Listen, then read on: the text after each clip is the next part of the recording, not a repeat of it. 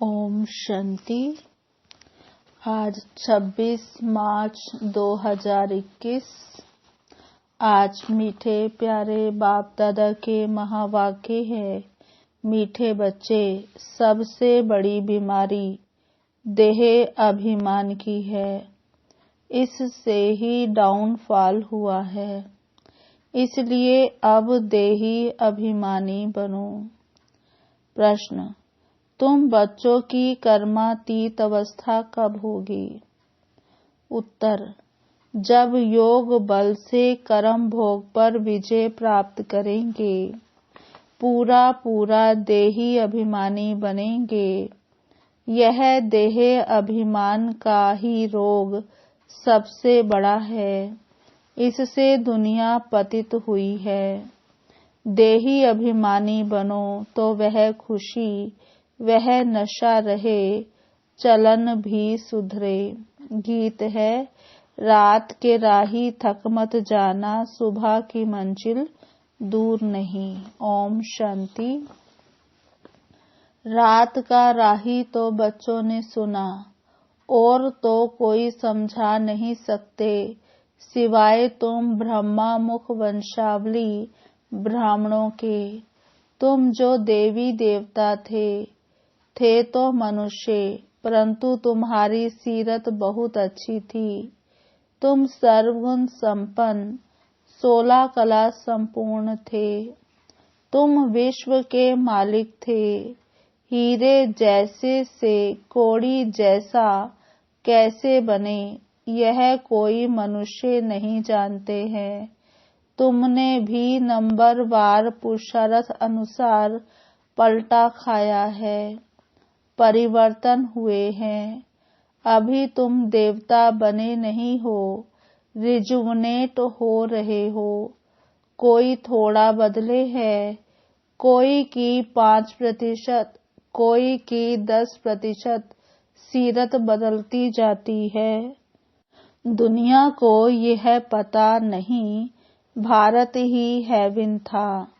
कहते भी हैं क्राइस्ट से 3000 वर्ष पहले भारत में देवी देवता थे।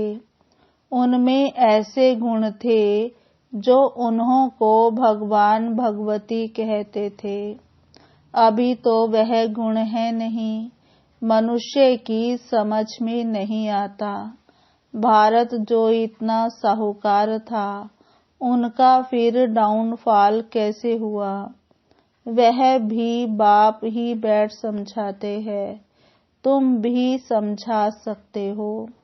जिनकी सूरत सुधरी है, बाप कहते हैं, बच्चे तुम देवी देवता थे तो आत्म अभिमानी थे। फिर जब रावण राज्य शुरू हुआ तो देह अभिमानी बन पड़े हो। यह देह अभिमान की सबसे बड़ी बीमारी तुमको लग पड़ी है। सतयुग में तुम आत्म अभिमानी थे, बहुत सुखी थे। किसने तुमको ऐसा बनाया, यह कोई भी नहीं जानते। बाप बैठ समझाते हैं, तुम्हारा डाउनफॉल क्यों हुआ? तुम अपने धर्म को भूल गए हो। भारतवर्ष नोटे पैनी बन गया। उनका मूल कारण क्या है? देह अभिमान। ये भी ड्रामा बना हुआ है। मनुष्य यह नहीं जानते कि भारत इतना साहूकार था, फिर गरीब कैसे बना। हम आदि सनातन देवी देवता धर्म के थे, फिर हम कैसे धर्म भ्रष्ट, कर्म भ्रष्ट बने। बाप समझाते हैं, रावण राज्य होने से तुम देह अभिमानी बने तो तुम्हारा यह हाल होने लगा। सीढ़ी भी दिखाई है कैसे डाउनफॉल हुआ। वर्थ नोटे पैनी का भी मुख्य कारण देह अभिमान है। यह भी बाप बैठ समझाते हैं। शास्त्रों में कल्प की आयु लाखों वर्ष लगा दी है। आजकल समझदार है क्रिश्चियन लोग, वह भी कहते हैं क्राइस्ट से 3000 वर्ष पहले पैराडाइज था। भारतवासी यह समझ नहीं सकते कि प्राचीन भारत ही था जिसको स्वर्ग हेवन कहा जाता है। आजकल तो भारत की फुल हिस्ट्री ज्योग्राफी को जानते ही नहीं हैं। थोड़े बच्चों में थोड़ा ज्ञान है तो देह अभिमान आ जाता है, समझते हैं हमारे जैसा कोई है नहीं। बाप समझाते हैं भारत की ऐसी दुर्दशा क्यों हुई।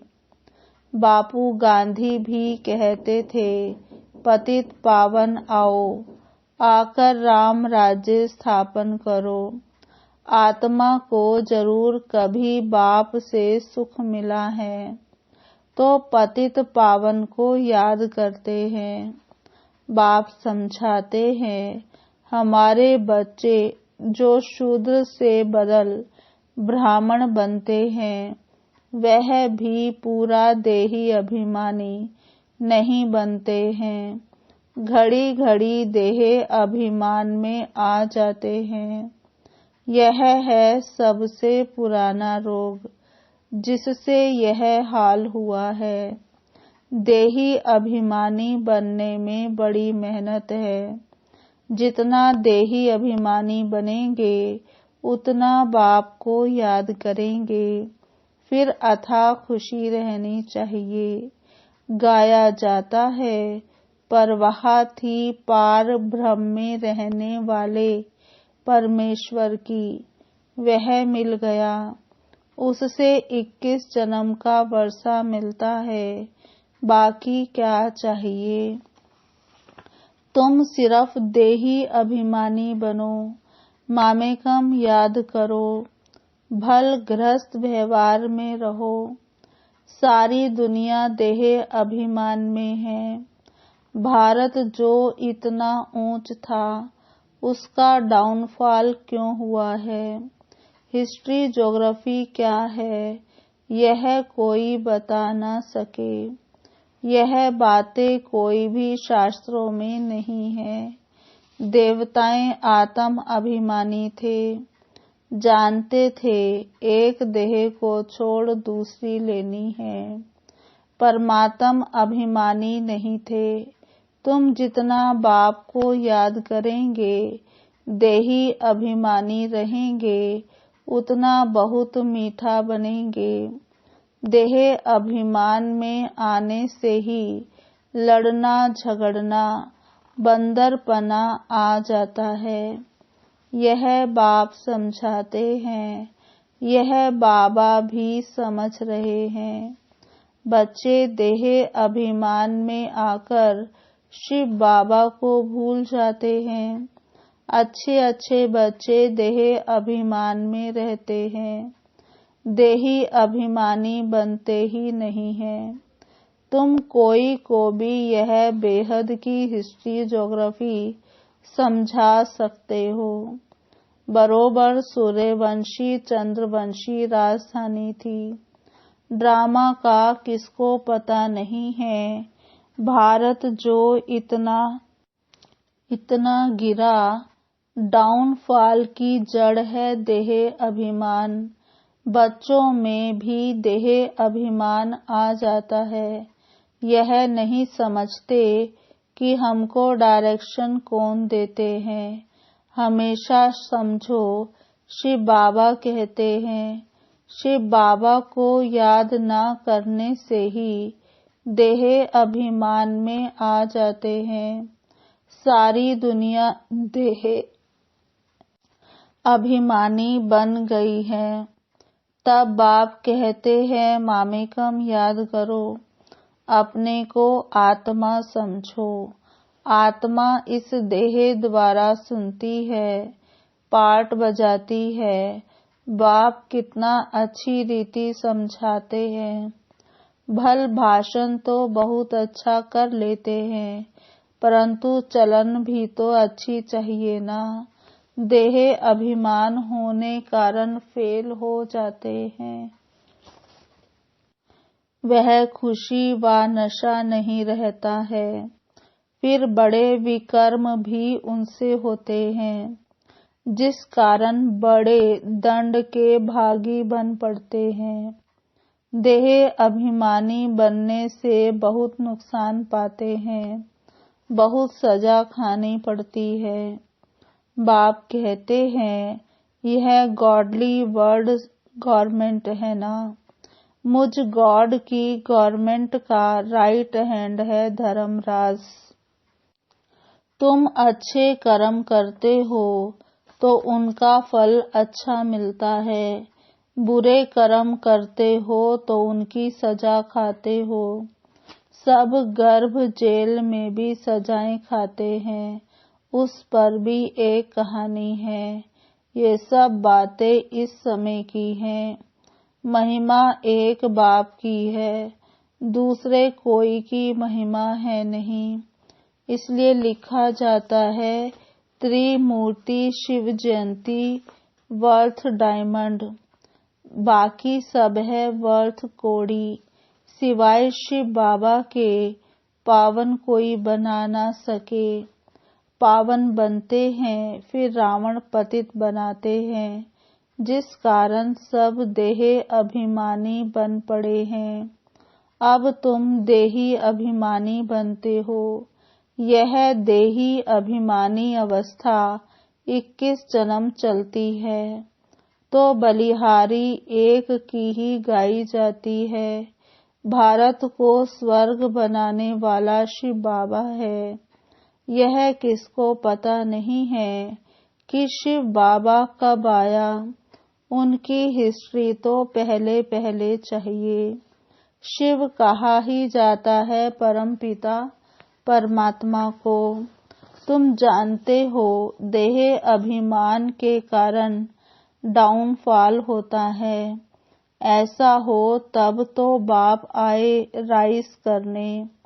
राइज और फॉल, दिन और रात, ज्ञान सूर्य प्रगटा, अज्ञान अंधेर विनाश। सबसे जास्ती अज्ञान है यह देह अभिमान। आत्मा का तो किसको पता नहीं है। आत्मा सो परमात्मा कह देते हैं, तो कितने पाप आत्मा हो गए हैं। इसलिए डाउनफॉल हुआ है। 84 जन्म लिए हैं, सीढ़ी नीचे उतरते आए हैं। ये खेल बना हुआ है।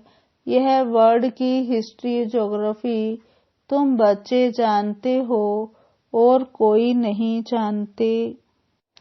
विश्व का डाउनफॉल कैसे हुआ, वे तो समझते हैं कि साइंस से बहुत तरक्की हुई है। यह नहीं समझते कि दुनिया और ही पतित नरक बन गई है। देह अभिमान बहुत है। बाप कहते हैं, अभी तुमको देही अभिमानी बनना है। अच्छे अच्छे महारथी ढेर हैं, ज्ञान बड़ा अच्छा सुनाते हैं, परंतु देह अभिमान पूरा हटा नहीं है। देह अभिमान के कारण कोई में क्रोध का अंश, कोई में मोह का अंश, कुछ ना कुछ है। सीरत सुधरनी चाहिए ना। बहुत बहुत मीठा बनना चाहिए। तब मिसाल देते हैं, शेर बकरी इकट्ठे जल पीते हैं। वहाँ कोई ऐसे दुख देने वाले जानवर भी होते नहीं। इन बातों को भी मुश्किल कोई समझते हैं, नंबरवार समझने वाले हैं। कर्म भोग निकल जाए, कर्मातीत अवस्था हो जाए, यह मुश्किल होती है। बहुत देह अभिमान में आते हैं, पता नहीं पड़ता है हमको यह मत कौन देते हैं। श्रीमत श्री कृष्ण के द्वारा कैसे मिलेगी। शिव बाबा कहते हैं, इनके बिगर श्रीमत कैसे दूंगा। स्थायी रथ हमारा यह है, देह अभिमान में आकर उल्टे सुल्टे कार्य करके मुफ्त अपनी बर्बादी मत करो, नहीं तो नतीजा क्या होगा, बहुत कम पद पाएंगे, पढ़े के आगे अनपढ़े भरी ढोएंगे। बहुत कहते हैं भारत की हिस्ट्री ज्योग्राफी जो फुल होनी चाहिए सो नहीं है, तो उनको समझाना पड़े, तुम्हारे सिवाय तो कोई समझा ना सके।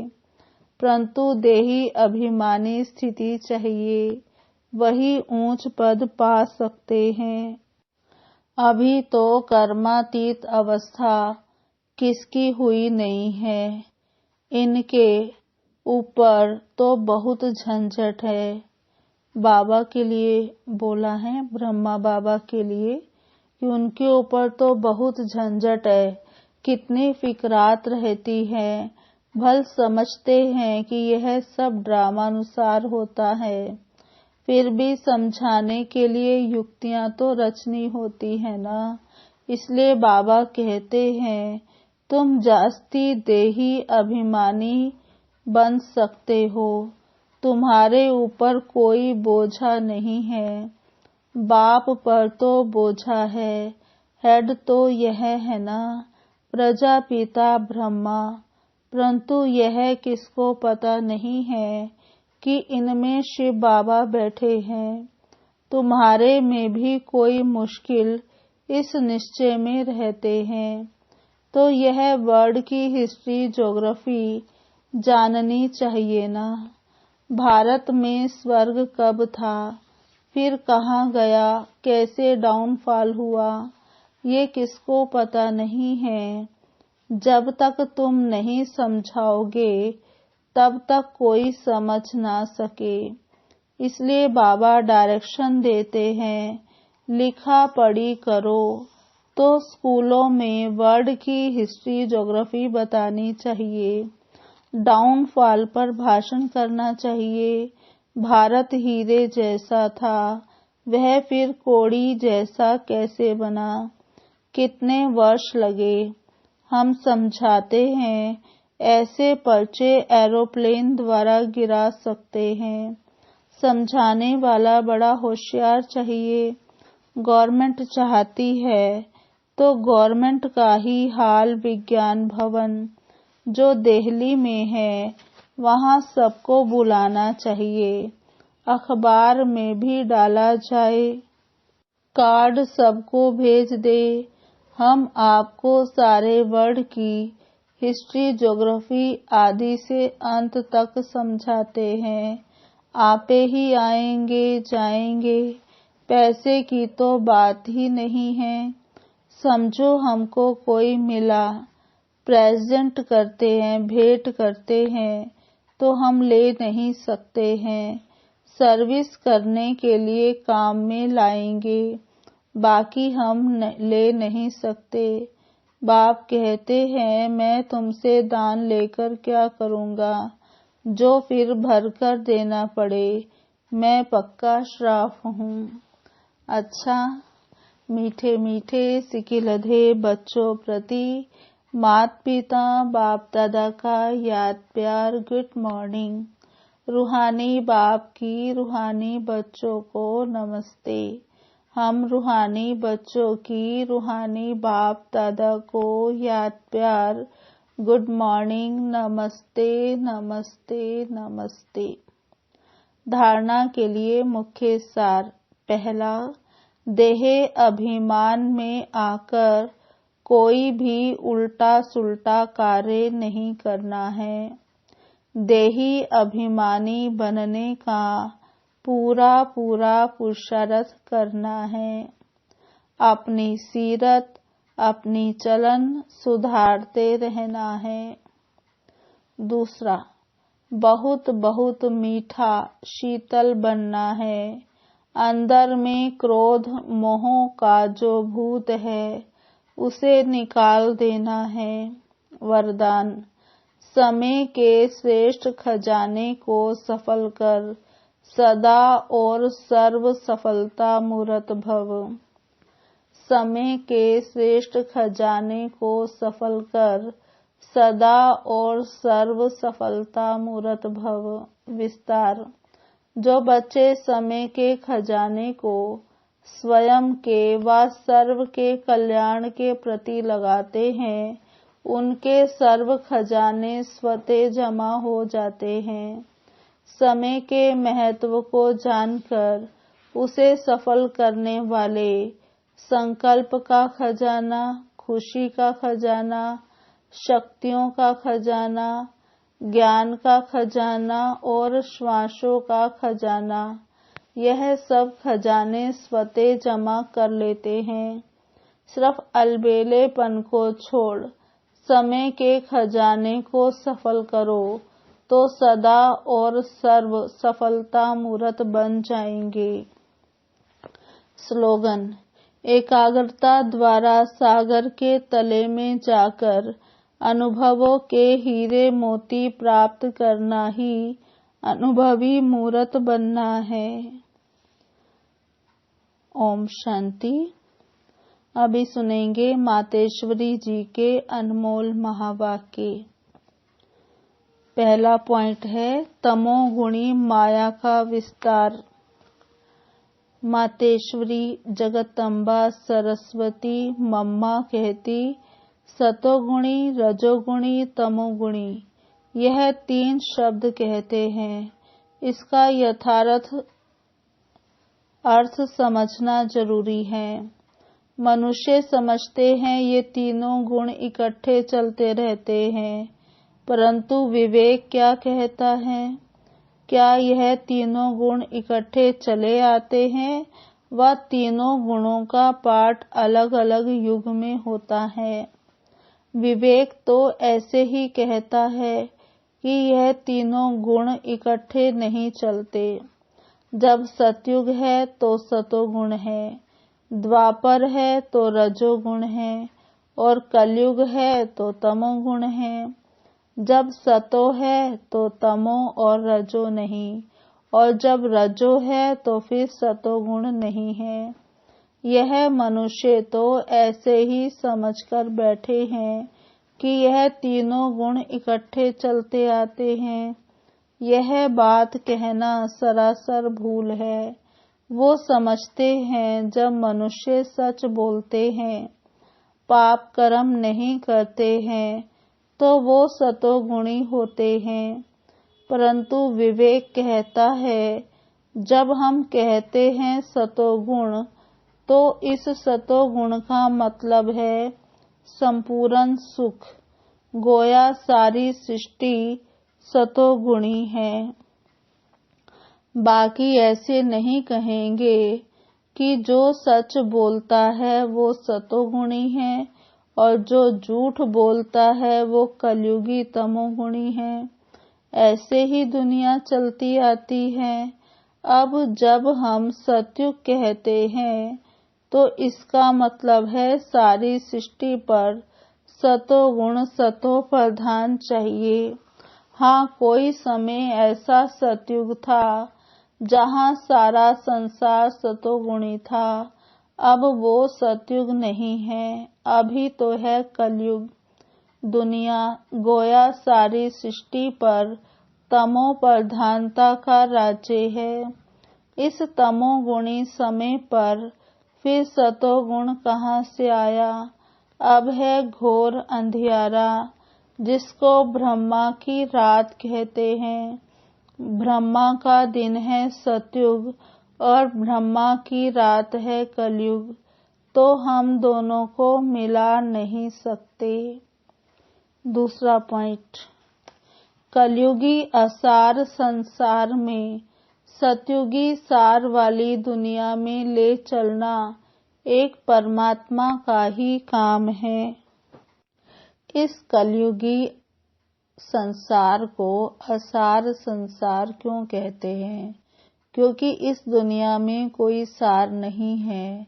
माना कोई भी वस्तु में जो ताकत नहीं रही, अर्थात सुख शांति पवित्रता नहीं है। जो इस सृष्टि पर कोई समय सुख शांति पवित्रता थी, अब वो ताकत नहीं है, क्योंकि सृष्टि में 5 भूतों की प्रवेशता है।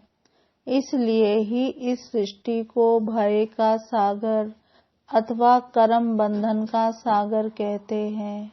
इसलिए ही मनुष्य दुखी हो परमात्मा को पुकार रहे हैं, परमात्मा हमको भव सागर से पार करो। इससे सिद्ध है कि जरूर कोई अभय अर्थात निर्भयता का भी संसार है जिसमें चलना चाहते हैं। इसलिए इस संसार को पाप का सागर कहते हैं, जिससे पार कर पुण्य आत्मा वाली दुनिया में चलना चाहते हैं। तो दुनियाएं 2 हैं, एक है सतयुगी सार वाली दुनिया और दूसरी है कलयुगी असार की दुनिया। दोनों दुनियाएं इस सृष्टि पर होती हैं। अभी परमात्मा वह सार वाली दुनिया स्थापन कर रहे हैं। अच्छा, ओम शांति।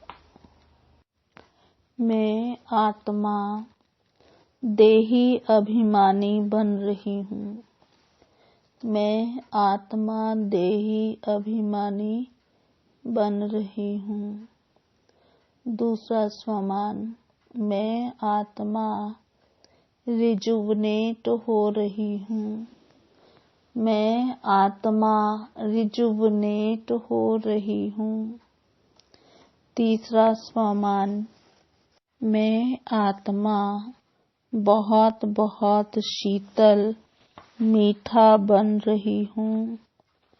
मैं आत्मा बहुत बहुत शीतल मीठा बन रही हूँ। चौथा स्वमान, मैं आत्मा समय के श्रेष्ठ खजाने को सफल कर सफलता मूर्त बन रही हूँ। मैं आत्मा समय के खजाने को सफल कर सफलता मूर्त बन रही हूँ। पांचवा स्वमान, मैं एकाग्र चित्त आत्मा हूँ। मैं एकाग्र चित्त आत्मा हूँ। अच्छा जी, ओम शांति।